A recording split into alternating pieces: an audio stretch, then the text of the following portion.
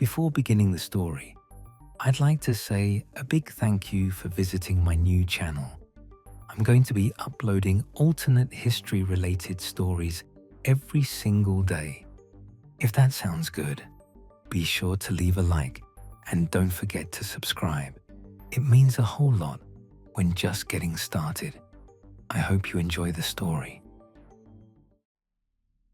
I've been working the night shift at the Caldwell County Public Library for 3 years now. It's not glamorous work. Mostly, I just walk the floors every hour, make sure nobody's hiding in the stacks after closing, check that all the doors are locked. The pay isn't great, but I like the quiet. I like being alone with my thoughts. After my dad died, I needed a job that wouldn't ask too much of me, and this one fit the bill. My name is Neil Whitby. I'm 31 years old. I still live in the house I grew up in, a small 2-bedroom place on the edge of Prosper that my father left me when he passed. Most people in town thought my dad was eccentric. He collected old newspapers, stacks of them going back decades, and he kept journals that he wrote in every single day but never let anyone read. When I was a kid, I thought it was just a weird hobby. When I got older, I thought maybe he was losing his mind. Now, I'm starting to think I was wrong about everything. The library is one of those old Carnegie buildings, all brick and columns and tall windows. It was built in 1903 and hasn't been updated much since. The heating system clanks. The floorboards creak in specific spots that I've memorized over the years. There's a particular smell, old paper and wood polish, and something else underneath that I've never been able to identify. I know this building better than I know my own home. I know where every book belongs. I know which lights flicker and which doors stick. I know what's normal. That's why I noticed when something changed. It was a Tuesday in early March. I'd arrived at 9 like always, relieved the evening staff, settled into my routine. Walked the building at 10, at 11, at midnight. Everything was normal. I ate my sandwich in the break room and read a few chapters of a paperback I'd been working through. Nothing happened. Nothing ever happens on the night shift. That's why I like it. Around 6 in the morning, I was doing my final walkthrough before the day staff arrived. I passed through the local history section, a small alcove near the back with books about Prosper and the surrounding county. There's a framed photograph on the wall that I've walked past hundreds of times, black and white, dated 1892, showing the founders of the town standing in front of what would eventually become the courthouse. I stopped. I looked at the photograph. I counted the men in it. 4. There were 4 men in the photograph. I stood there for a long time, staring at it. I could have sworn there were 5. I was certain of it. I'd looked at that picture so many times over the years, and there were always 5 men. I could almost picture the 5th one, standing on the far right, a tall man with a beard. But he wasn't there. The photograph showed 4 men, and judging by the composition, it had always shown 4 men. I told myself I was tired. 3 years of night shifts will do things to your memory. I went home, slept, and tried to forget about it. But I couldn't forget. And a week later, it happened again. I was shelving some returned books in the biography section when I noticed a title I didn't recognize. It was a thick hardcover about President Warren Caldwell, the 29th President of the United States. I pulled it off the shelf and stared at it. I took American history in high school. I've always liked history. I know the presidents in order, or Or at least I thought I did. The 29th president was Warren Harding. I was sure of it. But the book in my hands was detailed, legitimate, published by a university press. It had photographs and citations and a whole chapter about the Caldwell administration's foreign policy. I checked the encyclopedia. Warren Caldwell, 29th president, served from 1921 to 1923. Died in office of a stroke. I went home and searched online. Every source said the same thing. I found my old high school history textbook in a box in the basement, the one I'd kept for no particular reason. I flipped to the section on the 1920s. Warren Caldwell, 29th president. Just like everyone said. But I remembered Warren Harding. I remembered learning about him, writing a paper about him in 10th grade. I remembered his name, his face, the scandals of his administration. None of that existed anymore. According to every record I could find, it had never existed. I sat in my basement surrounded by boxes of my father's things, wondering if I was losing my mind the same way I'd always suspected he had. That's when I found the envelope. It was tucked inside one of his old journals, sealed, with my name written on the front in his careful handwriting.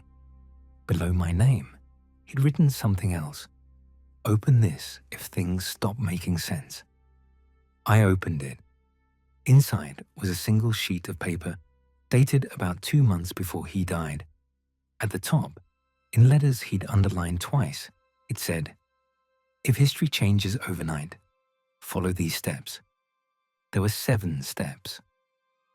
I read them slowly, my hands shaking, my father's voice somehow audible in my head, even though he'd been dead for 3 years. Step 1. Do not tell anyone what you remember. They will not believe you. They cannot believe you. Their memories have already been updated. Step 2. Do not try to find proof of the old version. It does not exist anymore. Every book, every photograph, every record has already changed. Searching will only draw attention to you. Step 3. Accept that you are a keeper. This is what we call ourselves. You are born with the ability to remember what was real. It is not a gift. It is a burden. Step 4. The changes are not random. Someone is making them. We do not know who. We do not know why. We only know that they are always watching for keepers. Step 5. If you meet another keeper, do not acknowledge them in public. Find a way to speak privately. We are few, and we must protect each other. Step 6. If the changes start happening more frequently, it means they are looking for someone, possibly you. Do not deviate from your routine. Do not do anything unusual. Blend in. Step 7. If someone approaches you and asks what you remember, do not answer. Do not engage. Walk away. If they persist, run. Do not go home. Go to the place I showed you when you were 12. I read the steps 3 times. My first instinct was to dismiss it as evidence of whatever mental illness had plagued my father in his final years. Paranoid delusions, a break from reality, something that maybe I was inheriting, given what I'd been experiencing. But I kept thinking about the photograph with 4 founders instead of 5. The president I'd never heard of, who apparently had always existed, the absolute certainty of my own memory versus the absolute certainty of every source I'd checked.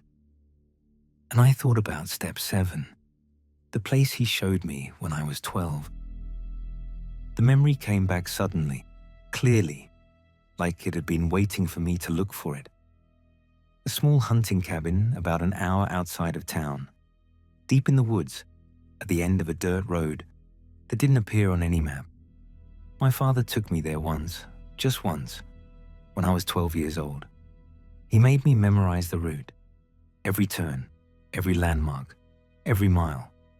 I asked him why. He said, someday, I might need somewhere to go where no one could find me.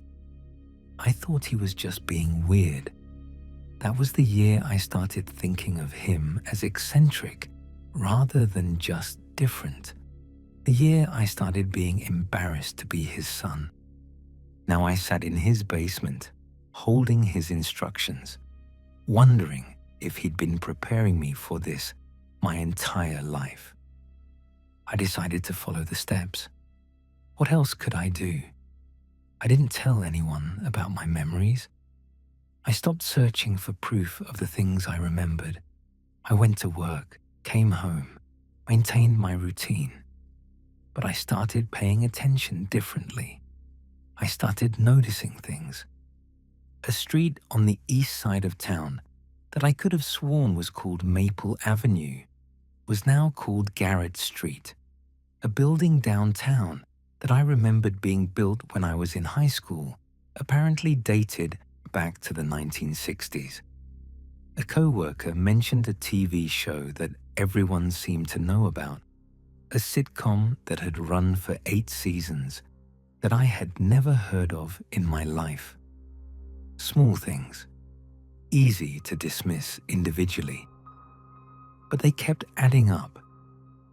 About a month after I found my father's letter, an older woman came into the library just before closing. She was maybe 70, white hair pulled back in a bun, walking with a wooden cane that had seen better days. She asked me for help finding a book about local history. I walked her over to the section, asked what specifically she was looking for. She said she wanted information about the 5 founders of Prosper. I stopped walking. My heart did something strange in my chest. I turned to look at her, and she was already looking at me, her eyes sharp and knowing behind her glasses. Everyone said there were 4 founders. Every record said 4. The photograph on the wall showed 4, but she had said 5. I remembered step 5. If you meet another keeper, do not acknowledge them in public. Find a way to speak privately. I kept my voice steady. I told her I could help her search the stacks, that some of the older materials weren't catalogued properly. I led her deep into the rows of shelves where no one could see us, where the security cameras didn't reach. Her name was Edna Marsh. She'd lived in Prosper her whole life, and she'd known my father. She told me that Hank Whitby was one of the most careful keepers she'd ever met, that he'd kept records of every change he noticed for over 40 years, that when he died, she thought maybe the knowledge had died with him. She'd been watching me for months, trying to figure out if I was like him. The founders were a test. If I had corrected her, said there were 4, she would have known I wasn't the keeper. But I hadn't corrected her. I'd frozen. I'd reacted. And she'd known. I asked her what keepers were. I asked her why we could remember things that nobody else could. She said keepers were rare. Maybe 1 in 100,000 people. Maybe fewer. Our minds don't update when history changes. No one knows why. It might be genetic, something passed down through bloodlines. My father was a keeper. His mother was too. Edna had been one for over 50 years, watching the world rewrite itself around her, while everyone else accepted each new version without question. She didn't know who was making the changes. She didn't know how it was possible. She only knew that it had been happening for as long as she could remember, and probably long before that. The world was not stable. Reality was not fixed. History was a rough draft that someone kept revising, and keepers were the only ones who noticed the edits. She told me the changes had been getting worse lately, more frequent, bigger. She thought something was coming, though she didn't know what. She was right. Over the next month, I noticed changes almost every week. Small things at first. A restaurant on Main Street that was now a hardware store and apparently had been for 20 years. A neighbor I'd known my whole life who now had a different last name. The high school football team's colors, which I could have sworn were blue and gold, were now green and white and had been since the 1970s. Then bigger things. I remembered a war, a conflict in Eastern Europe that had dominated the news for months when I was in my 20s. I remembered the footage, the refugee camps, the debates about whether we should intervene. I mentioned it to a coworker once, carefully, and she looked at me like I'd grown a second head. There was no war. There had never been a war. The countries I remembered fighting had been allies for decades. A famous actor who I distinctly remembered dying in 2019 was apparently still alive. He'd just released a new movie. His face was on billboards around town. A hurricane that I remembered killing thousands of people, one of the worst natural disasters of the decade, had never happened. The city I remembered being devastated was fine, had always been fine. I started to feel like I was losing my mind. How could I trust my own memories when they contradicted everything around me? How could I know which version was real? Maybe I was the one who was wrong. Maybe my brain was misfiring, creating false memories, inventing histories that had never occurred. Maybe my father had been sick, and I was sick too, and the keepers were just people whose minds had broken in the same specific way. I met with Edna again at the library. I told her what I was feeling. She listened without interrupting, then shook her head. She said the doubt was normal. Every keeper went through it.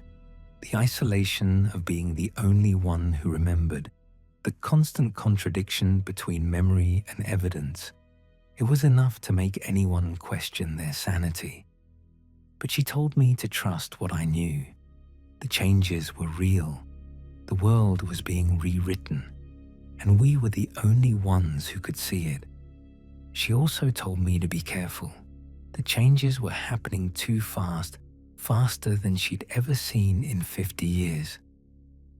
She said when this happened, it usually meant they were searching for someone, rewriting things, making adjustments, watching for reactions, looking for keepers who might slip up and reveal themselves. I asked who they were. She said she didn't know. Nobody knew. But they were always watching, always testing, and when they found a keeper, that keeper usually disappeared. I asked what she meant by disappeared. She didn't answer. She just looked at me with those sharp old eyes and told me to follow the steps. Trust no one, except other keepers. And even then, be cautious. A few nights later, a man came into the library about an hour before closing. He was maybe 40, well-dressed in a way that stood out in Prosper, where most people wore jeans and work boots. He had a friendly smile and a calm voice, and he said he was researching the history of the town for a book he was writing. He asked me a lot of questions. Where did I grow up? How long had I worked here? Had I always lived in Prosper? The questions seemed innocent, but something about them felt wrong. He watched me too closely while I answered. He seemed to be testing each response, measuring my reactions, looking for something specific. Then he asked me if I ever noticed things that didn't quite match up. I felt my stomach drop. I kept my face neutral, asked him what he meant. He said sometimes people noticed inconsistencies, memories that didn't fit with what was written down, history that felt wrong somehow. He said he was collecting stories like that for his book. He said he'd talked to a lot of people who remembered things differently. I thought about step 7. Do not answer. Do not engage. Walk away. I told him I didn't know what he was talking about. I said I needed to do my rounds. I excused myself and walked away, and I felt his eyes on my back the whole time. When I finally looked back, he was gone. I didn't sleep that night, or the next. I kept thinking about his questions, the way he'd watched me, the feeling that I was being tested, evaluated, measured against some standard I couldn't see. I tried to call Edna. She didn't answer. I tried again the next day, and the day after that. Nothing. No voicemail, no callback, no response. On the 4th day, I drove to her house.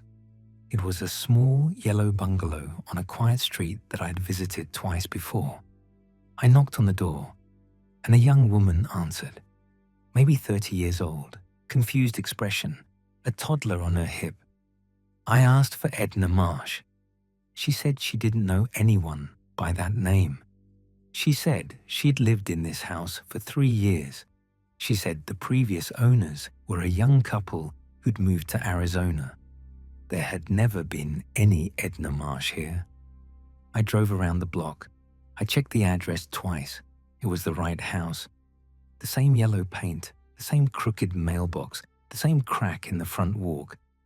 But Edna was gone. Not dead, not moved away. Gone. Erased. Rewritten out of existence, like she'd never been here at all. I understood then what she'd meant when she said keepers disappeared. I didn't go home. I couldn't. If they'd found Edna, they might have found me too. They might be waiting at my house, watching for me, ready to make me disappear the same way. I followed step 7. I drove to the cabin. It took me almost 2 hours because I kept second-guessing my memory of the route. But it was all there, exactly as I remembered it. Every turn, every landmark, every mile that my father had made me memorize when I was 12 years old. The dirt road that didn't appear on any map. The trees that grew so thick they blocked out the sky. The small wooden cabin at the end of the path, weathered and grey and invisible to anyone who didn't know it was there. I hadn't been here in almost 20 years, but the door was unlocked, and inside, waiting for me like it had been waiting all along, was a box with my name on it. Inside the box were my father's journals, dozens of them, dating back over 40 years. I pulled one out at random and started reading. It was a record of changes he'd noticed in 1986, small things mostly. A business that had changed names, a street that had been rerouted, a local politician who had apparently never existed, despite my father remembering him clearly. Every journal was the same. Dates, descriptions, details. A catalogue of every revision, every edit, every rewrite that he'd witnessed over 4 decades. A record of the real history, the one that everyone else had forgotten. And at the bottom of the box, a note. It was dated a week before he died. His handwriting was shakier than the letter I'd found before, like his hands had been trembling when he wrote it. It said that if I was reading this, he was probably gone. It said he was sorry for not telling me sooner, for hoping I wouldn't inherit what he had, for wishing I could live a normal life with a memory that updated like everyone else's. It said he'd spent his whole life keeping records because someone had to remember what was real, because the truth mattered, even if no one else could see it. Because keepers had been doing this for generations, passing down what they knew, preserving the history that kept getting erased. It said there were others out there, not many, but some. People like us, scattered across the world, watching and remembering, and refusing to forget. At the bottom, he'd written an 8th step, one that hadn't been on the original list. Step 8. When you are ready, find the others. We have been keeping the truth alive for generations. The changes will never stop, but neither will we. That was 3 months ago. I live in the cabin now. I don't go back to Prosper. Don't go back to my house. Don't contact anyone I used to know. I'm probably listed as a missing person, or maybe I've been rewritten like Edna, erased from the memories of everyone who ever knew me. I've been reading my father's journals, learning the history that nobody else remembers, the wars that were erased, the leaders that were replaced, the disasters that were undone. The world has been rewritten so many times that the original version, if there ever was an original, is probably lost forever. But every change is documented here, every edit, every revision, every lie. I don't know who's doing this. I don't know why.